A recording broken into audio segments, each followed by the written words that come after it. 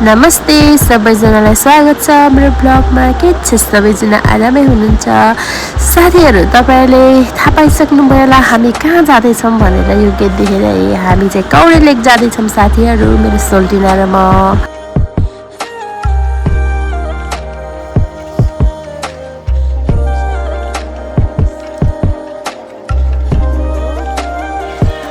यहाँ चाहिँ काउन्टर बन्दैछ है साथीहरू, टिकट काट्नको लागि नयाँ भवन बन्दैछ। साथीहरू कौडे लेक आउँदा चाहिँ कहाँ खाना खाने कहाँ बस्ने होला भनेर अब चिन्ता मान्नु पर्दैन है। होमस्टेको पनि एकदमै सुविधा छ, राम्रो सुविधा छ साथीहरू, तपाईहरु चिन्तै नमानेर आउनु होला। रमाइलो छ ओलेस अनि कौडे लेक एकदम राम्रो छ साथीहरू। साथीहरू हामी ओलेस आइपुगेर अब कौडे लेक जाँदैछौँ। यहाँ चाहिँ दुईटा बाटो छ है साथीहरू, भर्याङकोबाट गए पनि नर्मल बाटोबाट गए पनि हामी चाहिँ नर्मल बाटोबाट जाने भयौँ है साथीहरू।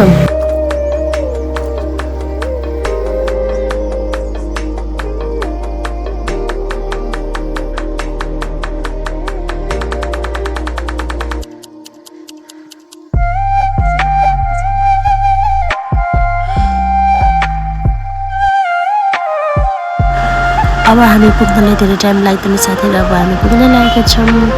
हालत खराब भइसकेको छ, हिँड्न नसकेर सोल्टिना र मेरो।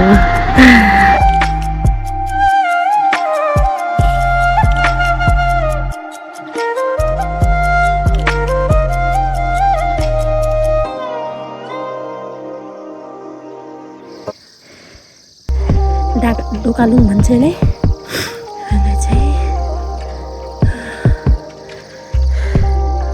यता हाम्रो माउलो हो साथीहरू। पहिला हामी हिँडेर गयौँ त्यत्रो बाटोतिर बम्सीडाँडा भन्ने ठाउँमा। त्यही हो सल्टिना, त्यो गाउँ देखेछ नि जाम, यताबाट जाम सल्टिना। फाइनल्ली हामी हाम्रो नयाँ भर्खरै बनेको स्काई ब्रिजमा आइपुगेको छौँ साथीहरू। यो बनाइएको हो।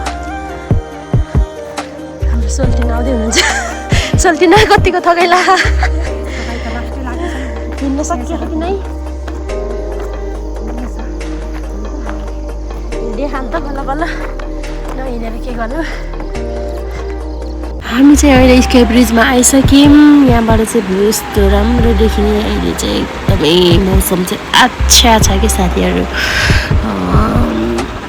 टाढा चाहिँ राम्रोसँग देखेको छैन, तर यो कुहिरो लाएर बादल लाएर कस्तो राम्रो देखिएको कि भ्यू चाहिँ होइन, कस्तो राम्रो साथीहरू। रमाइलो यहाँ आएपछि कौडे लेक आएपछि मेरो त मनै आनन्द हुन्छ कि साथीहरू। यो चाहिँ हाम्रो भर्खरै नयाँ बनेको ब्रिज हो।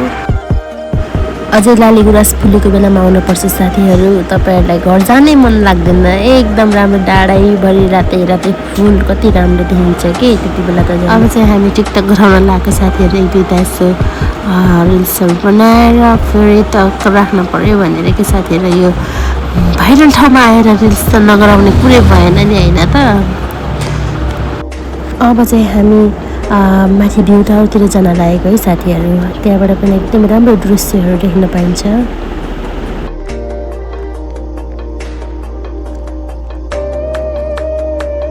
सोल्टिना चाहिँ तराईमा बसेर पनि यस्तो पाहाडमा पनि यस्तो मजाले हिँड्नुहुन्छ कि।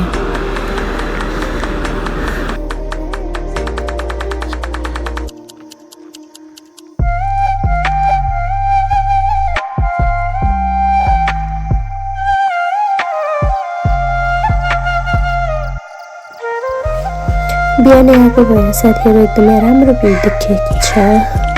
यता चाहिँ क्याम्पफायर आउँदा बस्ने ठाउँ छ घर, अनि यतातिर हाम्रो देखेको छ ओलेस गाउँ गएको छ है साथीहरू। एकदमै राम्रो छ, रमाइलो। योहरू सर्पवाला बिरुवा तपाईँहरूले कहिले देख्नु भएको थियो? ओ माई गड, टोक्छ कि क्या हो? ओ माई गड, यसको जिब्रो हाउ बिग, सेम कोब्रा सर्प साथीहरू। तपाईँहरूले कहिले देख्नु भएको थियो? नागिनवाला रुख हो एकै बिरुवा यो हो माय गॉड यता पनि मस्तै रहेछ साथीहरू यो त सेम मान्छे झुक्किन्छ welcome to comedic view tower finally हामी भ्यू टावरमा आइपुगेको छौँ साथीहरू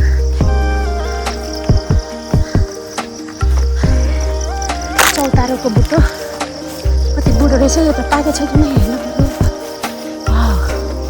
रहेछ चौतारो हामी सानसानोमा खाइन्थ्यो यो कति अहिले हो सुल्टिना पाक्ने बेला खासै गुलियो नरहेछ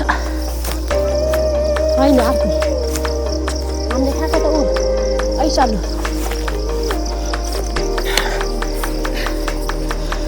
जाग्नु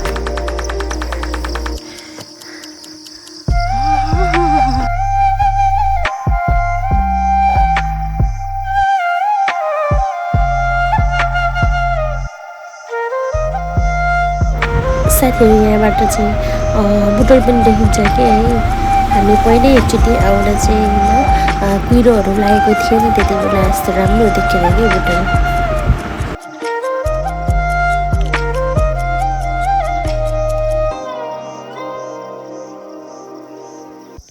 अब चाहिँ हामी फर्केको साथीहरू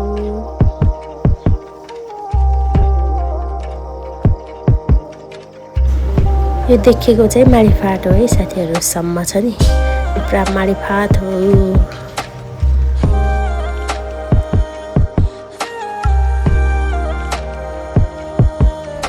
हामी रानी महल पनि आइपुग्यौँ साथीहरू अहिले बाटो बनाउने रहेछ बाटो ब्लक रहेछ मेन बाटो त्यही भएर हामी अफरोडको बाटो गएको है एकदम बाटो खत्तम रहेछ हामी चाहिँ बल्ल बल्ल बाँचेर आइयो भनेर बुझे पनि हुन्छ यस्तो अफरोड साथीहरू हो कुरा नगर्नु लास्टै अप्ठ्यारो अनि हामी रानी महल पुग्यौँ अनि नास्ता खाएर यसो भिडियोहरू अलिअलि रिल्सहरू गरायौँ अनि फेरि साथै भइसकेको थियो अनि हामी फर्किँदा चाहिँ लगभग 10:30 नै भइसकेको थियो साथीहरू